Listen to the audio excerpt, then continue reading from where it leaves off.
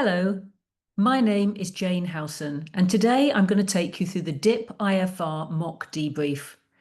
I've been in exam-based training for many years, and I am a chartered accountant myself. Today, we're going to go through question number 4. As we know, question number 4 is a purely discursive question. And down here, you can see that we have access to a word processor. I'm going to close that for a moment. There's no spreadsheet needed. And what we have in front of us is a little exhibit here that tells us what's going to come up. Now, you should have already been through the mock exam itself, but let's just remind ourselves of what's in here. Notice that we get told that we have a listed entity. Now, a listed entity is important because there are some accounting standards that refer to listed entities, but not others. We're also told that the directors raised some questions, and we're going to highlight very clearly that the financial statements are for the year ended March X5. That can often be quite important in questions.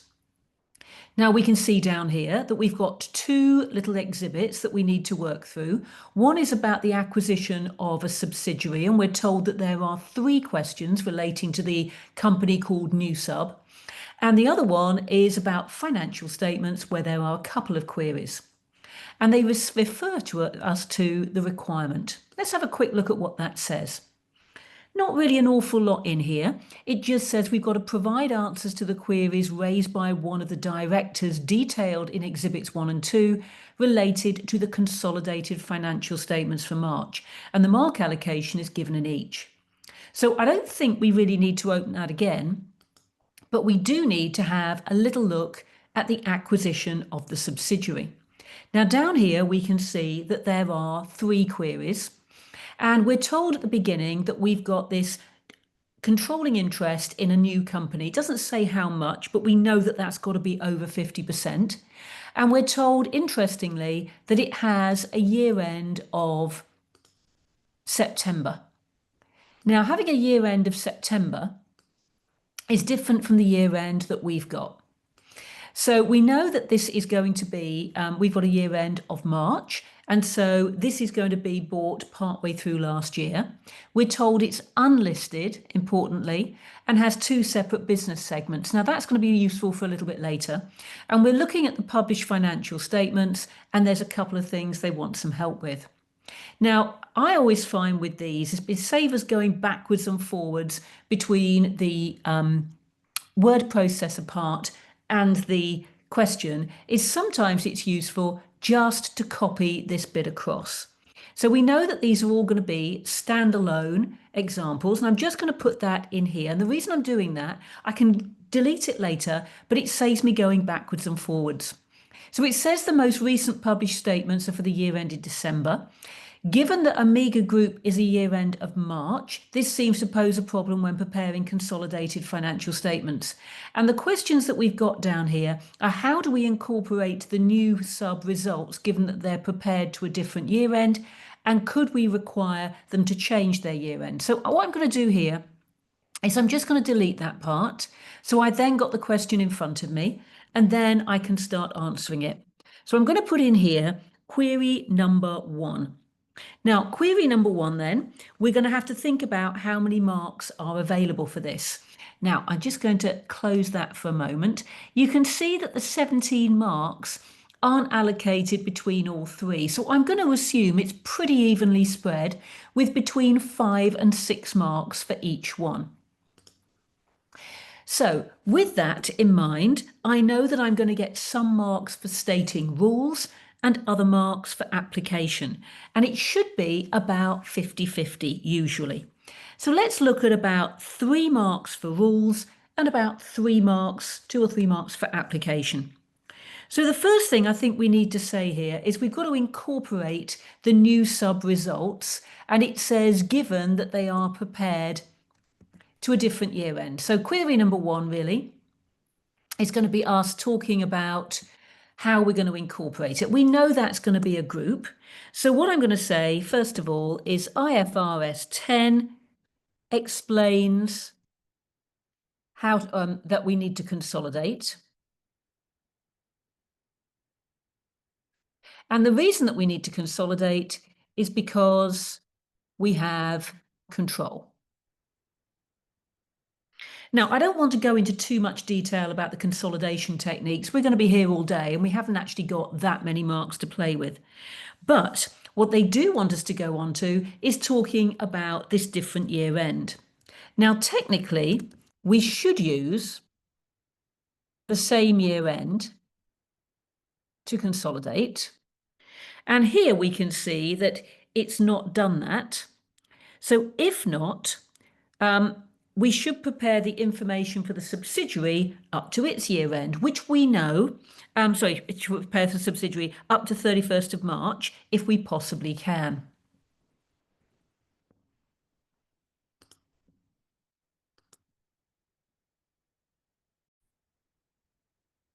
So this is going to take us up to the 31st of March.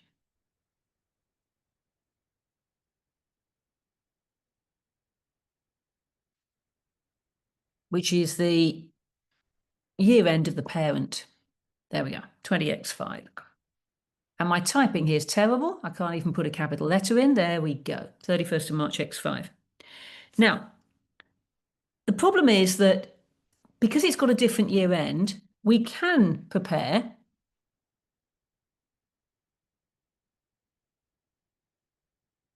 up to the 31st of December, 20x4, the subs year end, if that is possible. But then we have to make adjustments for any significant transactions.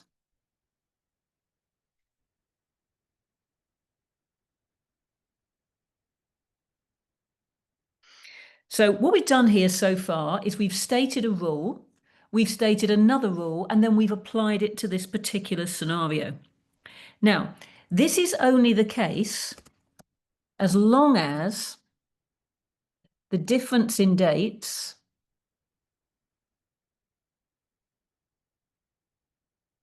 is no more than 3 months. And this seems to be the case here. So far, we're okay. We can do this. Now, what we've answered is how do we incorporate the NewSub results given that they're prepared to a different year end?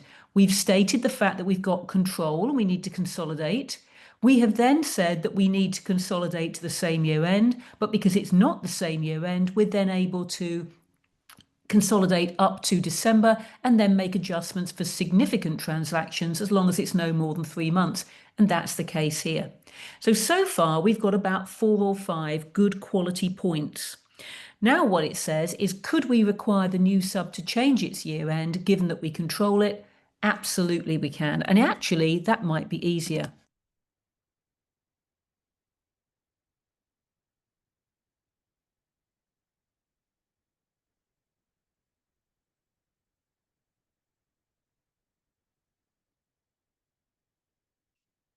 Now, I haven't written an awful lot, but every single sentence we've written has made a point. And what we can see down here is that we've mentioned the rules and we have applied.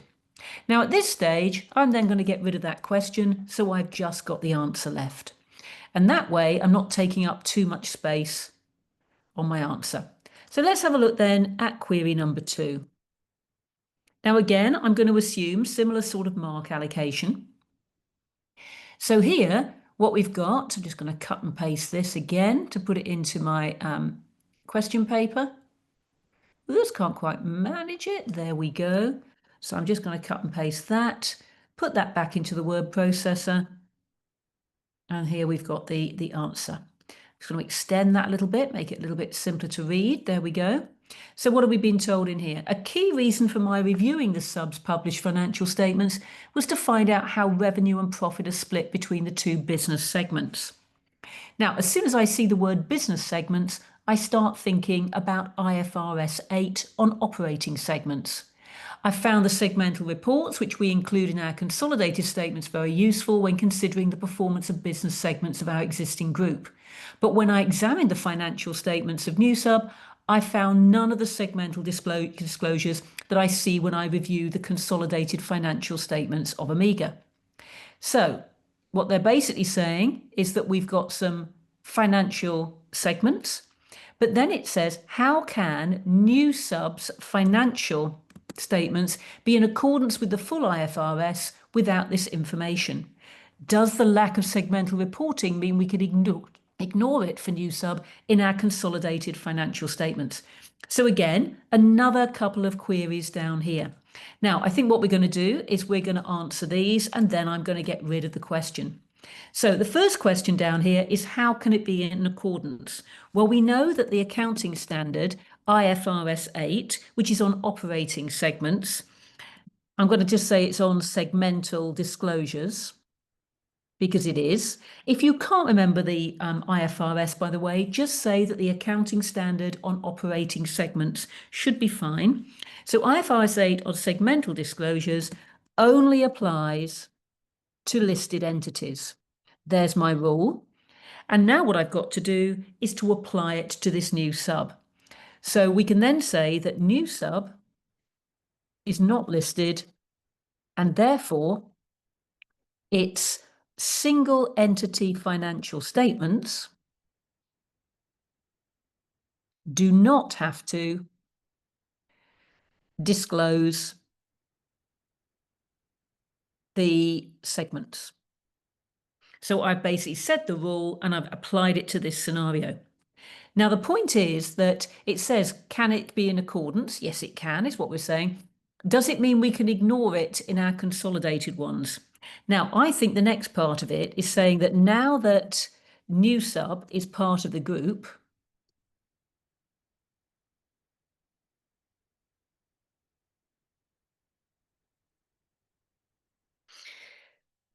we would have to disclose it in the group accounts.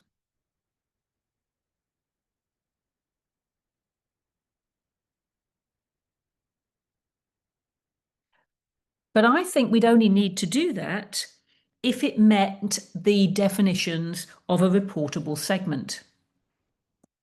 So, however, this is only the case if it meets the requirements of IFRS 8 as a reportable segment. So what is a reportable segment? Now, this is going to give you an opportunity to demonstrate knowledge. It's got to be able to, now I'm going to open up some bullets now, I think. It's got to be able to engage in activities that earn revenue and incur expenses.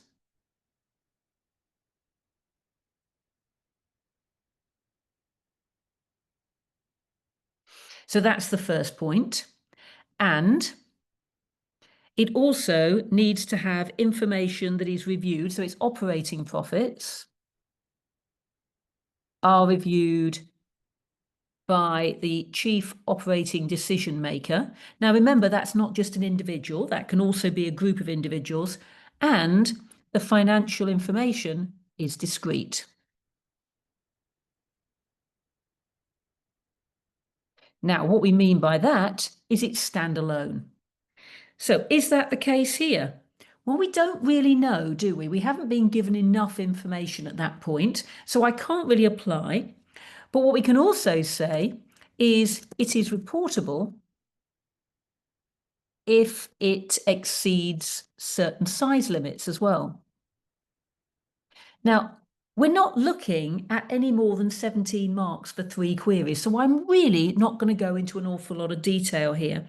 But what I'm going to say is that these are where it's revenue or its assets or its profits are greater than or equal to 10% of the group total. Now, again, I have no information in here about that, and I know that I would normally write far more detail, But when you look at what we've got to answer here, we've only got 2 little questions and we've got about 5 or 6 marks. And I think I've done a little bit of application here and I've answered the question. How can the sub's financial statements be in accordance with this? Well, it is because it's not listed. And number 2, does it lack of segmental reporting mean we can ignore it? No, we can't. It may still need to go into the group if it is of a certain size. So I think I've answered that sufficiently. Let's have a look at the last question in here, which is question number 3. Now, query number 3 is asking, let's have a look. Oops, let's get my word processor up here. So again, let's make this a little bit bigger for us so that we can see what we're doing. And we've got query number 3. And this says, I've noticed that NewSub has some investment properties. A note to NewSub's financial statement states that these properties are measured using the cost model. I believe Omega Group is to measure investment properties using fair value. Now, we'll remember with IAS 40 that we have a choice of the model that we choose to use. So actually, we can find that different companies can have different choices. But again, when we look at group financial statements, we need to be consistent. It says this is in line with full IFRS, so NewSub must be wrong. No, it's not wrong. It can have fair value or cost. How should we deal with it in the consolidated financial statements? Now, this, I think, I'm just going to get rid of these little points here. This, I think, is where we can start talking about the fact that in a single entity, it's absolutely fine, but for group purposes, it would need to consolidate. Then it says, now that we control NewSub, should we require it to change its accounting policy? Well, it would probably be a very good idea. Now, again, what I'm looking for is about 6 marks, 5 or 6 marks. So I think the first thing to say here is that there is a choice of accounting policy under IAS 40 on investment properties. You've either got the fair value model or cost. Now, usually we use cost, which will be after depreciation, but it must be consistent. So I've stated a rule here. Now, what I'm also going to state is you can have cost in one set of financial statements for a single entity and fair value in another. But for the group, we are going to have to follow the same policy. When preparing the consolidated financial statements,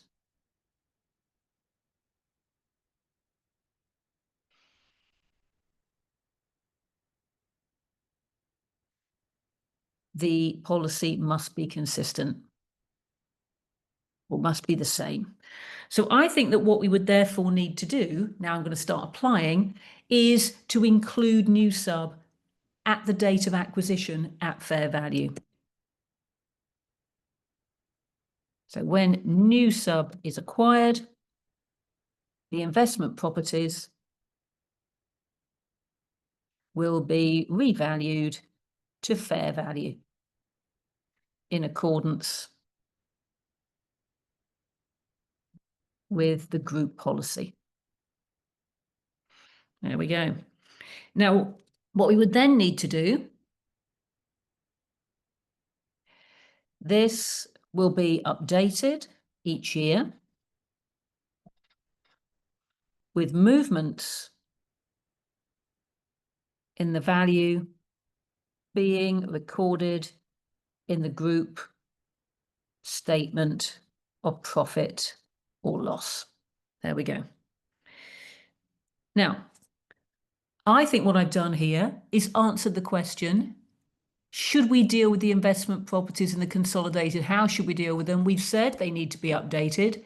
Now we can control them. Can we get them to change their policy? Absolutely we can. So what we're then going to say down here to answer the last question is we can ask NewSub to change their policy to one of fair value, and that will make the consolidation simpler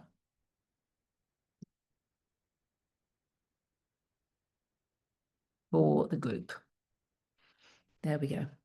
Now, you'll notice down here that I've not written a huge amount, but everything we've said is factual. Rule apply every time. Now, the next part of the question in the financial statements isn't as long. So this is asking us, it said, I thought it would be useful for me to review the consolidated financial statements for the year ended March X4 to help me assess those prepared for the year ended March X5.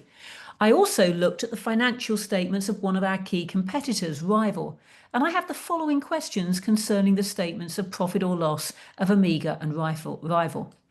Now, I'm just going to copy these down here. We've got 2 points for 8 marks. I don't have to write a lot. This should be taking me somewhere in the region of about 12 to 14 minutes to write. So it's not a lot that we need to say. So I'm just going to copy that for a moment. And again, I'm going to pop that into my word processor. So I've got everything in one place. So this is now part 2. So we've got query number 1. I can see the similarities. Both show revenue, operating profit, profit before financing and tax, interest expense, profit before income taxes, and income tax expense on the statement. However, many of the other line items in the statement seem to be totally different. In particular, the classification of operating expenses into various categories in the Amiga statement is completely different from that of Rival. How can this be the case? Well, basically, what we're saying here is that they are now following the new standard of IFRS 18 on presentation of financial statements. Now, if you read the article, there is an article the examiner's written about IFRS 18. It would be a very good idea to do that. And what this says is that there are certain items that do need to be disclosed on the face of the statement of profit or loss and other comprehensive income.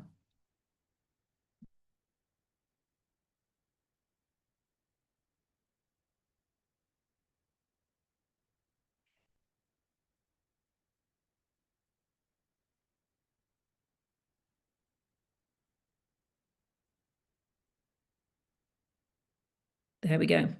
But it also says the company, or I should call it the entity, can use judgment to determine additional items. Now, this is where we're going to start to see some differences. And they're allowed to put those in. They can use judgment to determine additional items to be disclosed or presented. And importantly, if this is useful for users. So what we're saying is that 2 different companies may have different items presented in the financial statements. So I think that's a really important point to make. Now, what the standard does say, IFRS 18 states that certain subtotals need to be included. And these are described as operating profit and profit before financing or income tax.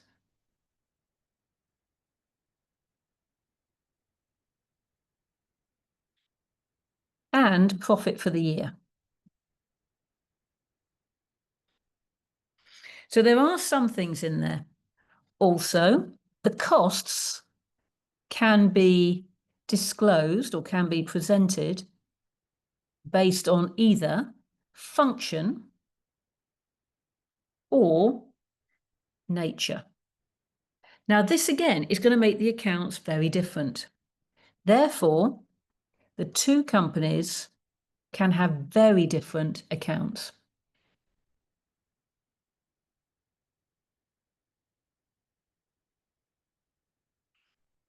or I should say statements of profit or loss. There we go. Now, lots of fact in here, little teeny tiny bit of application. You'll notice how much detail we need to know for the new IFRS 8. So in here, I'm just going to get rid of the question again. There we go. And I think I've answered everything there. The second query says, I'm not clear how you decide which items are shown in the profit or loss section and which are shown in other comprehensive income. Are entities allowed a free choice in this matter, and would it change how performance is assessed? Well, I would think it's very unlikely that they have a free choice, wouldn't you, on anything? So I put no, there is no choice on where items are presented. Usually you have to follow the standard that's been set. So it depends on what the IFRS standards say. Now, mostly I would say that anything goes into profit or loss unless the standard says otherwise.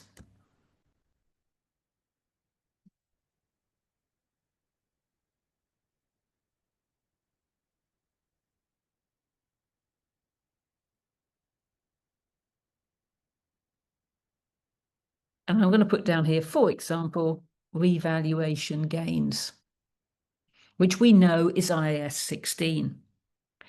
Now, it is more likely that gains are recorded in the statement of profit or loss, and losses, I should say, get this around the right way, losses will be recorded in the statement of profit or loss, and gains in OCI. That tends to be the general rule. Now, you'll notice here it says, I'm not clear how you decide. Well, we just said you decide because you get told by the standard. Are entities free to choose? No, we've said that that's not the case. And would it change how performance is assessed? Well, yes, it will. So it will affect the performance, as earnings per share is a key performance indicator. And this is based on the profit available to ordinary shareholders, not OCI. So we're saying basically that it would make a difference here. Now, obviously, earnings per share is only available for listed entities, and Omega is a listed entity. We can see that just at the top of the screen up here.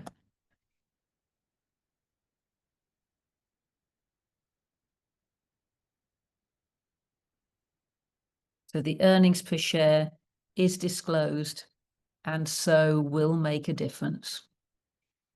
Just in case we haven't made that really clear. Now, I'm hoping that what you can see down here as we're working through, and I'm just going to take this question out now as well, tidy it up a little bit, make sure that the poor examiner doesn't have too much to read. We don't really want that, do we? You'll notice that my answer actually isn't that long for a 25 marker. But every single sentence that we've used here contains a fact or it contains application to a scenario. And as long as you keep writing relevant things when you go down, there's not a lot that you need to say. So what I would recommend with this, as we've said before, look at your different exhibits, identify the requirements, put them onto your word processor so you don't have to keep reading between different screens if that's easy for you, and then answer each question. Keep going back and checking that you've answered every part of that question. So question 4 is quite likely to be in this sort of style. It has been before. What the topics will be, I cannot say in the real exam, but certainly the format and how you approach it is just like this. So I hope I found that useful, and hope to meet you again soon.